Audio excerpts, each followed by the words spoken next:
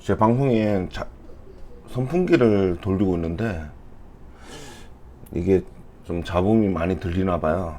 그래서 선풍기를 끄고 방송을 하는데 매우 덥긴 하네요.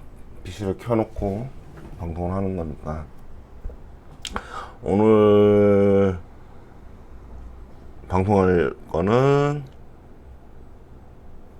지인들이 거의 차트가 좋아 보여서 뭐 좀 오르지 않을까 뭐 이런 얘기가 있길래 무슨 갭인가 궁금하기도 하고, 그래서 해당 방송을 켜기로 했습니다. 분석을 하기로 했고요. 일단 플라스틱 합성수지를 만드는 회사더라고요. 보면 뭐 최근에 거래량이 일어나는 부분들,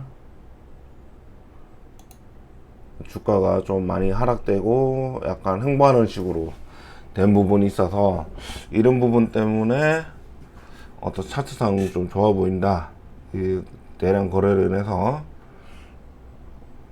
많이 하락하기도 했고, 그러기 때문에 그렇게 보이는 거 아닌가 생각이 됩니다. 특정 가격대에서 거래량이 터졌기 때문에, 뭐 앞에서 작년 같은 경우에 뭐 2020년 같은 경우에도 한번 터졌고, 진양그룹 자체가 홀딩스, 진양화학의 모회사 되는 진양홀딩스의 부회장이 오세훈 테마로 엮인 것 같더라고요. 오세훈 테마로 엮여서 부회장이랑 고려대 동문이다.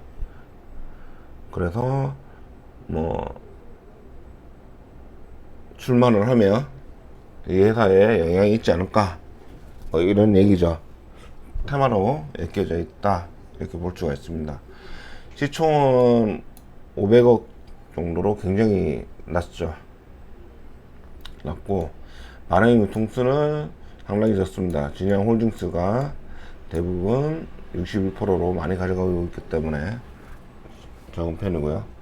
합성수지, 즉 플라스틱 제품을 관련하고 있는 부분들이고, 적자이기 때문에 펀은 보이지 않고요.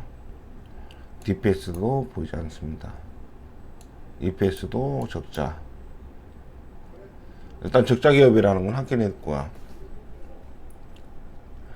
단지 테마로 서울시장의 출마 여부에 따라서 바뀔 수 있다라고 관점으로 보고 있다면, 그 기업 상태는 어떻게 되느냐, 이렇게 볼 수가 있겠죠. 매출액은 계속해서 줄어들어서 2018년도에 비해서 뭐 한 40% 정도 수준 깎여 있는 부분들 보이고, 적자,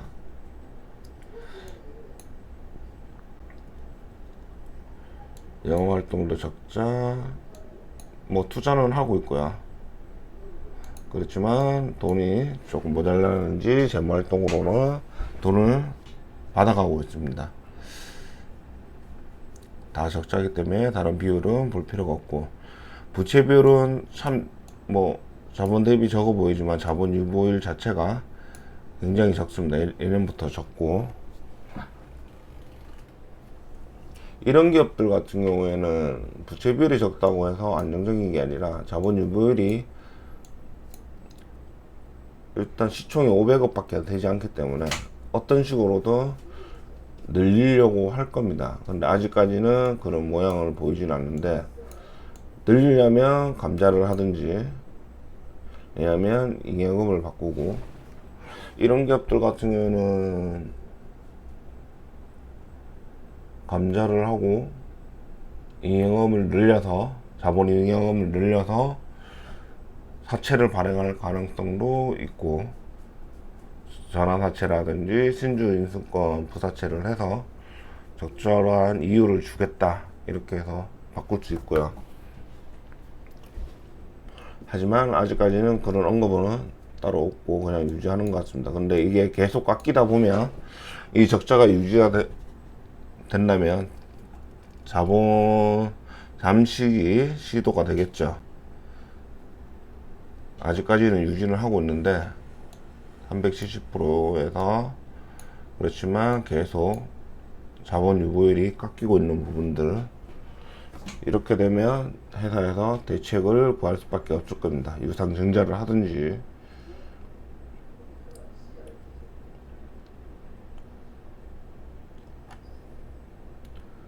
플라스틱 제품이 대부분 하고 있고, 부동산 임대를 1% 정도로 아주 소액으로 하고 있는 걸 보이고 있습니다. 매출액도 줄고 있고 영업이익, 당기순이익, 순이익 모두 떨어진 상태로 마이너스 상태로 볼 수 있죠. 부채 비율은 줄어드는 거 있지만 실제로 금액 자체로는 좀 증가되어 있는 부분들 확인할 수 있고요. 분기 반기 보고서를 보면 700만 원의 영업 손실이 3억 700만 원이죠. 3억 700만 원의 영업 손실이 계속해서 발생하고 있는 부분들이고, 자동차 원다, 바닥재, 천막지 이렇게 되어 있는 부분들. 울산에 본사를 두고 있는데 서울시장이 출마를 하는 게 뭐가 영향이 있는지는 모르겠지만 여부에 따라서 주가가 출렁거릴 가능성은 뉴스로 봤을 때는 있어 보인다, 이렇게 보입니다. 그러면 위험성에 대해서 보면 매출채권은 작년 대비해서 줄어든 모습을 보이고 있고요. 그렇지만 재고가 계속해서 늘고 있다, 판매가 제대로 안 되고 있다는 얘기죠. 2년 전에 비해서 30% 정도는 증가되어 있는 부분들, 계속 재고가 전년 분기에서도 늘고 있는 부분들 확인되고 있습니다. 현금이 지금 14억 정도밖에 없대요. 그런데도 1년 내에 갚아야 될 돈이 76억. 간당간당하죠. 뭔가 회사에서 이게 돈이 막히기 전에 그룹 차원에서 뭘 처리를 하겠죠. 처리를 한다는 거는 증자, 감자, 사채 등으로 이 회사에다가 대출을 받지는 않을 겁니다, 아마. 그런데 본사에서도 어느 정도 현금이 있어야 유상증자를 대주주 지분이 높기 때문에 첨가를 해야 될 건데, 진영홀딩스 자체가 현금이 그 정도 되는지까지는 제가 확인하지 않았습니다. 일단 상태만 진영항만 보기로 했기 때문에 보지 않았고, 만약에 안되면 유상증자로 물 건너가죠.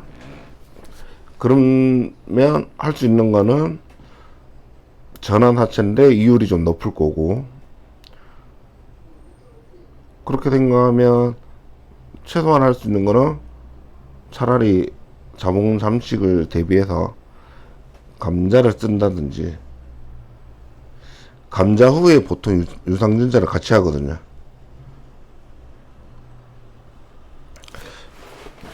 그렇게 보입니다. 일단은 한 6배 정도 1년 내에 갚아야 될 돈이 76억인데 비해서 14억 밖에 없기 때문에 근근히 살아간다, 이렇게 보여줄 수 있습니다. 유형 자산이 눈에 띄게 증가되었네요. 뭐 물건, 공장 관련돼서 뭐 산 게 있거나 그렇게 돼 있지만, 어차피 유형 자산도 들어가는 부분은 영업 활동을 하기 위해서 들어가는 부분들이기 때문에 이제 현금화로 생각하지는 않습니다. 다 팔아야 되는 거니까. 그래서 결국은 영업이익은 3억에 마이너스가 됐고, 당기순이익도 마이너스고 계속 적자를 이어나가고 있습니다.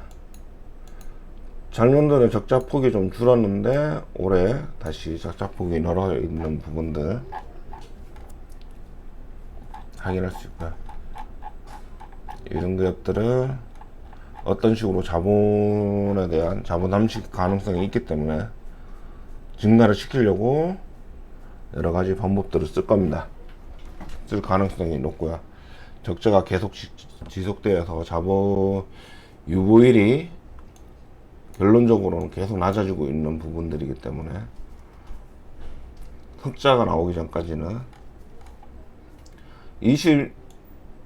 20년도에 2억 정도 번 것 빼고는 계속 적자를 보고 있는 거라 올해도 적자 가능성이 높고, 이렇게 되면 주가도 하락을 할 것이고 결국은 자본 유보율이 떨어질 가능성이 있고 대책을 구할 가능성이 굉장히 높다 이렇게 보고, 테마로 들어가는 부분들 차트로 봤을 때 약간 하락을 멈추고 전저점에서 살짝 높아지는 부분들에 대해서 앞에 거래량이 터진 부분들 이렇게 해서 상승을 할 수 있다 라고 볼 수는 있지만, 정상적으로는 무리다. 그냥 어떤 세력이 들어오지 않는 이상 그럴 가능성은 없어 보이고요. 단순히 회사와 상관없이 테마로 움직일 가능성만 남아있는 상태로 1년 내에 갚아야 될 돈이 굉장히 많다 이렇게 결론을 내리고, 진행하악은 그냥 무시하시는 게 좋을 것 같습니다. 테마는 건들지 않는 게 좋습니다. 단순히 실질 차익을 가져가는 부분들은 위험합니다. 물렸을 때는 답이 없어요. 안정적으로 일단은 유지를 하고 거기에 대한 성장성을 찾는 게 좋을 것이다. 이런 기업들을 찾고 여기서는 전혀 담보로 찾을 게 없습니다. 이렇게 방송을 마치면서 보시고 좋아요, 구독 부탁드리겠습니다. 감사합니다.